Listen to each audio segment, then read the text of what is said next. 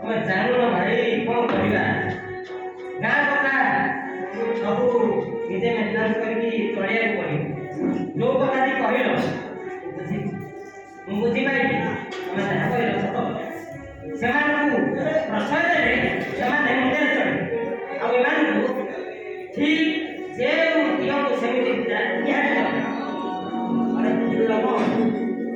କେବଳ ସେ କରୋନା ଭାଇ ଆଉ ବାବୁଲା ଭାଇଟା ପାଇଁ ଆମକୁ ଏତେ ସବୁ ସହିବାକୁ ପଡୁଛି। ଆରେ ଏ ଗାଁ ପରିବାର ହେଲେ ମାନେ କାହାର କଣ ଯାଉଛି, ଆଉ ଆମକୁ ଭାଇ କେତେ ଚିନ୍ତା। ତମେ ବିଚରା ପ୍ରତିବର୍ଷ ବନ୍ୟା ବାତ୍ୟା ହୋଇ ବନ୍ଧଟା ଭାଙ୍ଗି ଯାଉଛି, କେଉଁଠି ବାଲିଚର ମାଡ଼ି ଯାଉଛି। ସେସବୁ ସରକାର କରିବେ ବୋଲି ନେଇଥିଲେ କ'ଣ? ଆରେ ଭାଇ ବୋଲି ପାଇଁ ତ ଛୋଟ ଘର ବଞ୍ଚିଗଲା, ଆଉ କରୋନା ପାଇଁ ଆଜି ଆମେ କୋଣାର୍କ ମନ୍ଦିର ସୌନ୍ଦର୍ଯ୍ୟ ଦେଖି ପାରୁଛୁ। ଆଉ ଏ ଲୋକଗୁଡ଼ାକ ଆରେ ଦେଉଳ କରି ନୁହେଁ ବରଂ ରାସ୍ତା କଡ଼ରେ ଝାଡ଼ା ଫେରି ନା କରିବା ଚାହୁଁଛୁ। ଆରେ ଏମାନେ କୁକୁର ମାଂସ ପୁଣି ଭଙ୍କା ଏବେ ଦେଖାଯାଉ କୋଉ ପାଣି କୁଆଡ଼େ ଯାଉଛି, ବୁଝିଲ? ଯାହା ହବ ଆଜି ହିଁ ଫାଇନାଲ ହବ। ଆମେ ସଫା କରିବୁ, ସେମାନେ ଅପରିଷ୍କାର କରିଦେବେ। ସେଇ ବାବୁଲା ଭାଇକି ଟିକେ ବୁଝେଇବାକୁ ପଡ଼ିବ।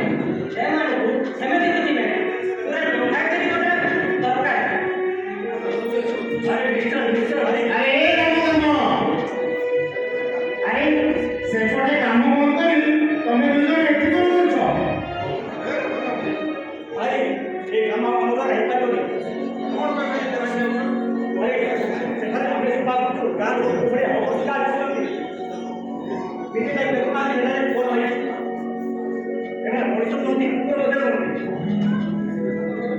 ଏମାନଙ୍କୁ ବାବୁଲା ଭାଇ, ଆରେ ତମେ ଶୁଣ, ଏମାନଙ୍କୁ ଆଉ କାଟିଲେ ନୁହଁ, ତାଙ୍କୁ ହାତରେ ହଉ କିମ୍ବା ଠେଙ୍ଗାରେ ହଉ ବୁଝେଇବା ଦରକାର। ଆରେ ଆରେ ଏମିତି ପାଗଳ କରି ତମେ ଦୁଇଜଣ କଣ ଏମିତି ହଉଛ? ଏବେ ସେମାନେ ହେଲେ ଛୋଟ ପିଲା, ସେମାନଙ୍କୁ ବୁଦ୍ଧି ସୁଦ୍ଧି କେତେ?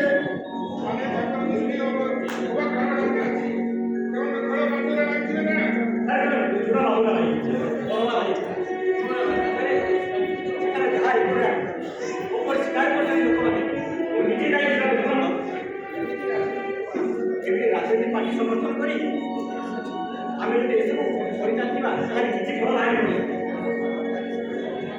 ଯଦି ବନ୍ୟା ମାଡ଼ି ଆସିବ ତାହେଲେ କୋଉ ପାର୍ଟି ଆମ ପଛରେ ପଡ଼ିବ? ସେମାନେ ଆଉ ବନ୍ୟା ମାଡ଼ି ଆସିଲେ ଆମ ସରକାର କେହି ରହିବେନି। ବୁଝିଲୁ ରାମ, ସବୁବେଳେ ପାର୍ଟି ସମର୍ଥନ କରି ଆମେ ଯଦି କାମ ବନ୍ଦ କରିଦେବା ତାହେଲେ ଅସୁବିଧା କ'ଣ ହବ? ଘର ଆମର ଅସୁବିଧା ହବ। ସେଥିପାଇଁ କାମ ବନ୍ଦ କରି କାମକୁ ଚାଲୁ କରିବାକୁ ଚେଷ୍ଟା କର। ବାବୁଲା ଭାଇ, ଦେଖିଲ ସେ ପାଗଳଟା କେମିତି ଗାଁ ପିଲାଙ୍କ ସହିତ ମିଶି ମାଟି ଉଠେଇଲାଣି। ଆଉ ମାଟି ଧରି ମାଉଟିଆମାନେ ଆସିଛି ଏଇଠି। ବିଶୁ ମୋର ଦେହ ଏ ଦେଶ ମାଟିରେ, ଦେଶବାସୀ ଚାଲି ଯାଆନ୍ତୁ ମାଟିରେ। ଦେଶର ସ୍ୱରାଜ୍ୟ ମତେ କେତେ ଗାଢ଼, ଗୁରୁ ତଳି ପଡ଼ି ମୋର ମାଂସ।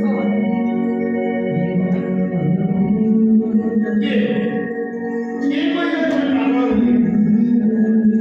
ଗାନ୍ଧୀ ଗୋପବନ୍ଧୁ ସମସ୍ତ ଆଦର୍ଶ ତମ ଉପରେ ଅଛି। ତମକୁ ଶତ ଶତ ପ୍ରଣାମ।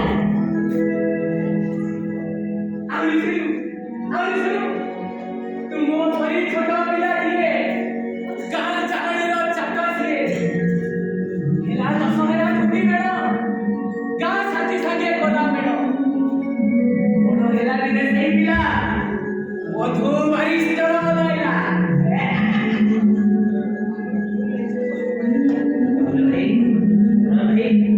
ଆମର ଭୁଲି ଯାଇଛି। ଏ ପାଗଳଟା ଯଦି ରାଗ ଉଠା ଭୁଲି କାମ କରିବାକୁ ଆଗେଇ ଆମେ ପାରିବା। ଚାଲ ଆଉ କାହାରି କଥା ନ ଶୁଣିକି ଆମେ ଆମ କାମରେ ଆଗେଇ ଯିବା। ଚାଲ। ସେଇ କଥା ହିଁ ମୁଁ କହୁଥିଲି।